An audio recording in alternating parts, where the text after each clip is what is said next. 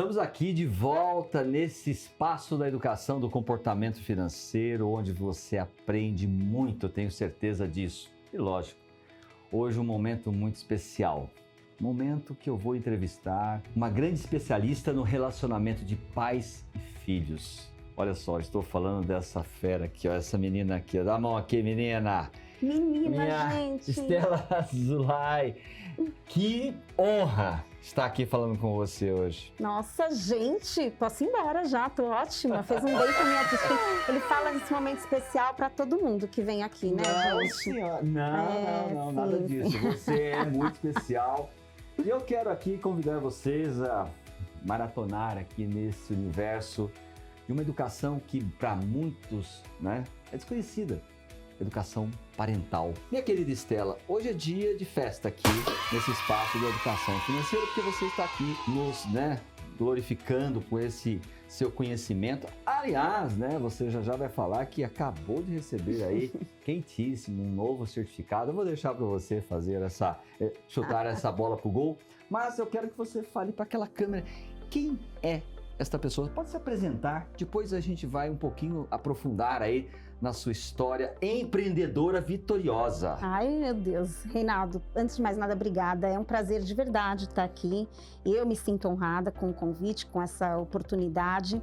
Bom, gente, eu sou Estela Zulay. Minha primeira formação é como jornalista, mas eu sempre falo que quando alguém me pergunta quem é Estela Zulay, eu falo que eu sou neta de sobreviventes do Holocausto, é o que melhor me define. Sou mãe de 4 filhos, madrasta de 2 e mãe de 2 pets. E jornalismo nasceu comigo, por isso que eu também acabo me identificando muito como jornalista quando pedem para mim descrever.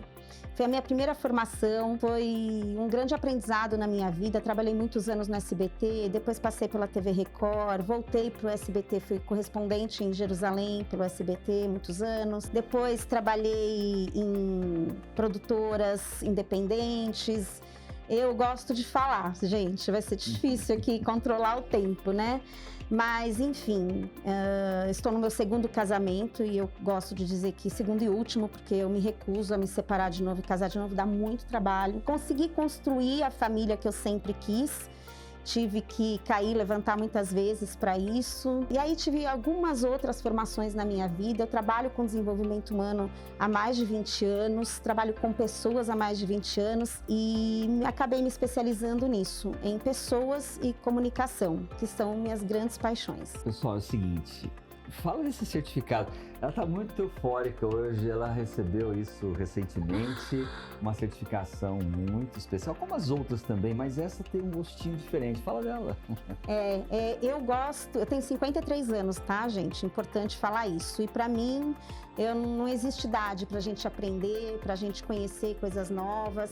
Eu sempre uso minhas formações, antes de mais nada, para mim mesma. E ontem eu recebi um certificado, assim, que eu muito me orgulho. Um sonho que eu realizei é o certificado em Psicologia Positiva pela Harvard Medicine School. Para tudo, né, gente? Harvard.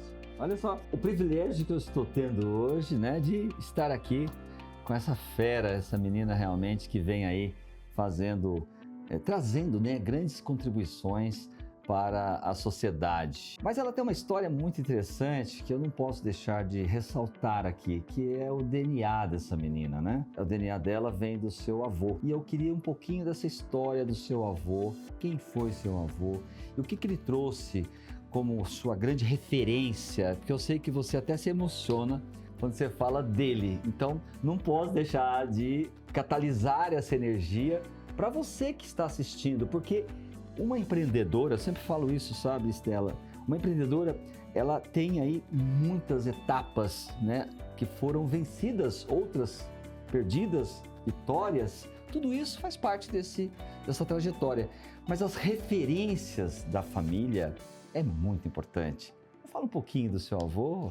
Meu avô, ele me ensinou, através das histórias de vida dele, o que é resiliência. E é o que eu mais carrego comigo, coragem e resiliência. O meu avô, quando ele tinha 16 anos, os nazistas invadiram a cidadezinha da Polônia, que ele morava com a família dele, ele, os pais e mais 5 irmãs. Ele sabia que ia acontecer essa invasão e ele falou para a mãe dele para eles fugirem para a floresta. Mas naquela época, imagina, né? Vamos fazer um comparativo assim com a Covid. A gente nunca imaginava que ia chegar aqui no Brasil. Verdade. Aquilo que a gente assistia na televisão, né? Todo mundo de máscara, ruas vazias. E acho que na época era a mesma coisa. Por mais que se falasse o que estava acontecendo, da invasão nazista, as pessoas não acreditavam que elas iam ser retiradas das casas delas, levadas para esses campos de trabalho. E aí a família dele não quis ir com ele e ele falou para a mãe dele, eu nunca me esqueço dessa frase: eu posso morrer de fome, eu posso morrer de frio, mas Hitler não vai me matar. E assim meu avô, com 16 anos, fugiu para a floresta, sem nada, sem ninguém, com algumas armas que ele tinha conseguido com mais 2 amigos. E imaginem um adolescente de 16 anos nas florestas geladas, cheias de neve, na Polônia. Meu avô não tirou as botas dos pés durante 3 anos para não congelar. Ele viu a morte passar na frente dele algumas vezes. E ele se juntou a um grupo que se chamava Partisans, que eram combatentes, eles lutavam, né? Meu avô não simplesmente fugiu para a floresta, ele lutou para salvar outras vidas, lutou pela vida dele, e ele chegou a salvar mais de 100 pessoas de campos de concentração. Então eu carrego muito comigo essa coisa de não só me salvar, de não só pensar em mim, né? De propósito mesmo, de saber que a vida é uma batalha e que a gente está aí lutando.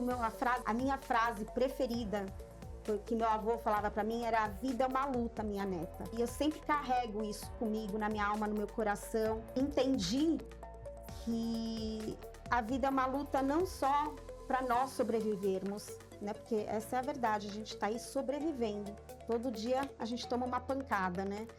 E isso atendendo pessoas há tantos anos, pessoas ricas, famosas, bonitas, empoderadas, né? Todo mundo tem seus problemas, todo mundo tem seus tropeços. Meu avô me fez enxergar muito isso, né? Que a vida é assim para todo mundo. Então eu carrego comigo essa resiliência, essa força. Ele veio para o Brasil depois. Ele veio para o Brasil. Meu avô, quando terminou a guerra, ele casou com a minha avó, que também pulou de um trem que ia para Auschwitz, para um campo de concentração. Tinham aqueles nazistas, sabe, em cima dos trens, com as metralhadoras apontadas para quem pulasse. E o pai dela jogou um casaco daqueles vagões de trens onde as pessoas ficavam lá como sardinhas em lata, de tanta gente que tinha. Ele jogou o casaco para enganar os nazistas, eles começaram a atirar nos casacos, enquanto isso a minha avó e o irmão da minha avó pularam do trem e correram. E minha avó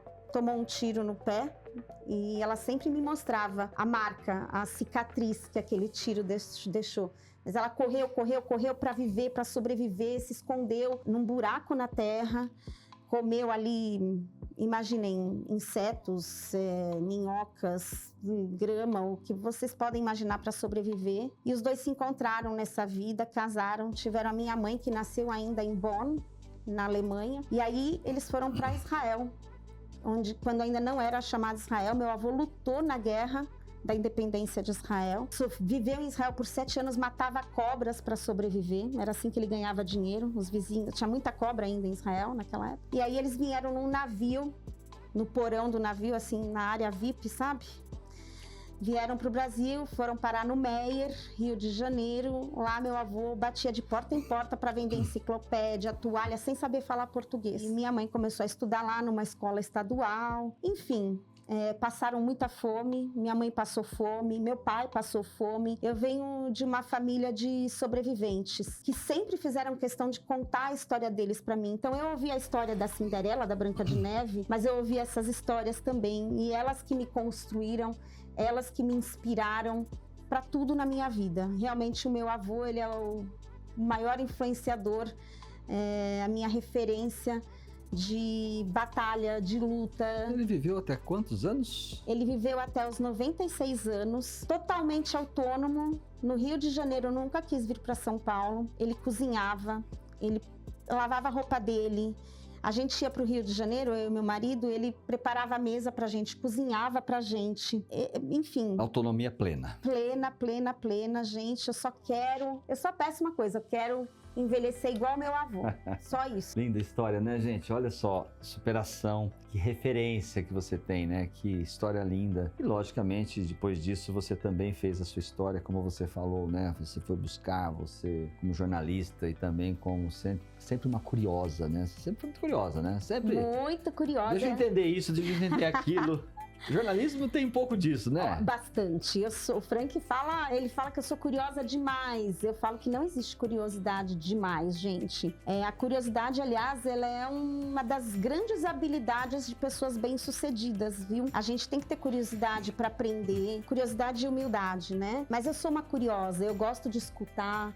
Eu gosto de escutar histórias das pessoas, eu gosto de saber, de conhecer. Eu vou numa consulta médica, Reinaldo, e eu começo a fazer um monte de pergunta pro médico, né? Começo a entrevistar, o médico fala assim, meu Deus do céu, quem é essa, né? Quem está fazendo a consulta, né?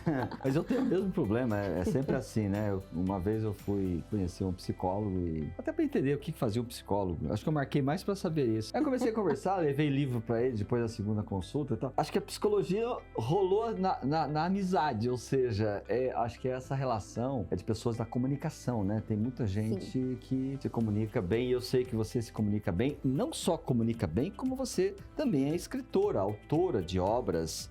Vou deixar aqui com você, para você falar um pouquinho sobre essa obra e sobre esta grande obra aqui também. São meus filhos também, gente. Esse é o meu primeiro livro autoral, né? Eu sou coautora de alguns outros livros.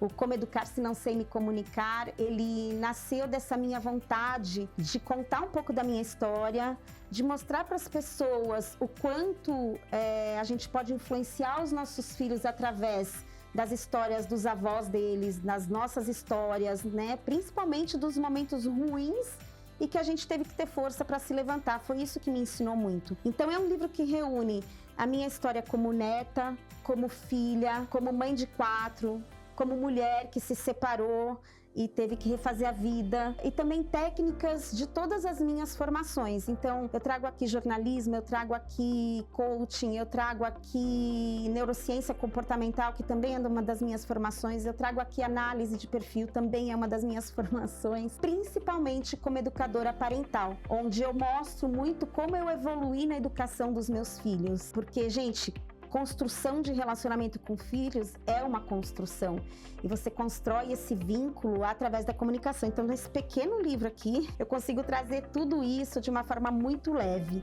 Eu sou fã, sou suspeita, sou fã desse livro porque tem minha alma aqui dentro. E aí, tem muita gente que fala assim, poxa, Estela, mas eu não sou assim que nem você, eu não tenho essa facilidade de falar, de conversar, de contar minhas histórias, né? Sim. Tem muitas pessoas que não gostam, se sentem incomodadas, não sabem nem por onde começar. Eu quero conversar com os meus filhos, mas eu não sei por onde eu começo. Então eu escrevi esse livro caixinha, Conte Sua História para os Seus Filhos, gente. Na verdade, Conte Sua História para o seu filho, se você quiser comprar. Mas Conte Sua História para os seus filhos, ou para os seus sobrinhos, ou para os seus netos. São 100 cartas, onde você entrega elas para os seus filhos, eles dividem, embaralham ali, e eles vão fazendo perguntas para os pais, para os avós, para os tios, pode reunir a família toda, larga os celulares, desliga a televisão. E aí vem perguntas desde a infância, né? Como foi a sua vida escolar, conta um dia ruim que você passou na escola, conta um dia em que você se sentiu vitorioso, como era a sua relação com seus pais na sua adolescência, onde você ia com seus amigos, como foi seu primeiro trabalho, como você escolheu sua profissão. Então, assim, vai passeando por todas as vertentes. E vai criando esse rapport, né? Essa relação tão importante que as pessoas deixam, né? De ter essa valiosa ferramenta que é a comunicação. Porque comunicar-se é muito isso, né? Dentro de uma linha de respeito. Eu vejo que tem a palavra respeito aí nas relações com diversas idades e a gente cresce, se desenvolve, né?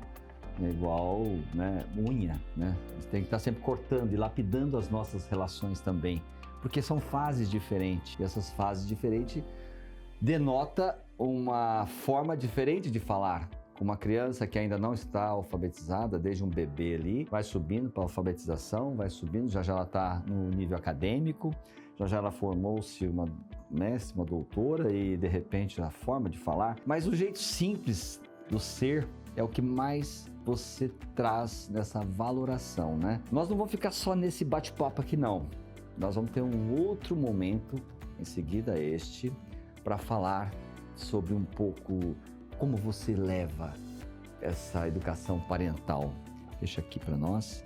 Essa educação parental, como é que a gente faz tudo isso? Que habilidades e competências estão envolvidas diretamente nessa relação da educação parental? Algo novo que as pessoas efetivamente ainda desconhecem.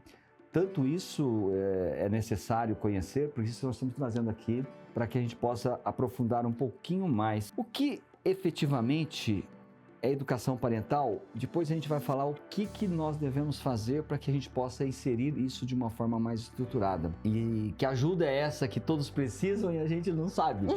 Mas fala sobre, para a gente fechar esse bloco aqui nosso, o que é educação parental? O que isso traz hoje de benefícios, né, para as nossas famílias, nossos amigos, parentes, o relacionamento como um todo? O que traz? O que é educação parental? Se você tivesse que resumir, para deixar todo mundo curioso aqui para assistir o nosso próximo vídeo, porque esse nós falamos da sua trajetória, do seu empreendedorismo, daquilo que efetivamente, do seu avô, que é uma referência, né? Eu sou fã do seu avô, só pelo que você já falou, né? Por isso que eu não poderia deixar de falar dele aqui nesse nosso bate-papo, né? Eu sei da sua relação com ele, dessa relação espiritual que está embrenhada dentro do seu ser, né? Então, lógico, isso é importante. Mas fala para mim, ou fala para aquela câmera ali, o que é educação parental? Gente, a educação parental, apesar de ser um conceito muito novo, disruptivo, é um conceito extremamente simples. Nada mais é do que um suporte para os pais, um apoio para os pais, para que eles possam educar os filhos com mais competência, com mais sabedoria, para construir aquela família saudável que a gente tanto quer, né? Eu falo assim, se é bom, pode ser melhor. Se tá ruim, pode melhorar. E a gente nada mais quer que os nossos filhos sejam felizes, que a gente se relacione bem com eles. E a educação parental, ela veio para proporcionar isso no momento em que a sociedade está muito confusa de valores, de referências, de como eu faço isso, como eu chego lá e até mesmo de autoavaliar o que está acontecendo dentro da sua casa. Então, vocês que estão aqui conosco, nos assistindo, pega mais um tempinho da sua história, da sua vida, para colocar você nos trilhos, né, dessa universal educação parental, que parece ser algo realmente muito longe da gente, mas está tão próximo e tão necessário é. E eu tenho aqui muita alegria a gente receber aqui, nesse espaço da educação financeira, para a gente levar para esse público como é bom, né, aprender educação de forma geral, mas agora focando em educação parental. Até o próximo bate-papo aí, não perca o próximo vídeo, certo? Opa! Chama eles aí, fala pra lá. Vamos, vem com a gente. Lá ou cá, gente? Ali, no geral. Gente, eu garanto que vai valer a pena. Vai ser transformador o bate-papo do próximo episódio. É Isso mesmo, vem com a gente.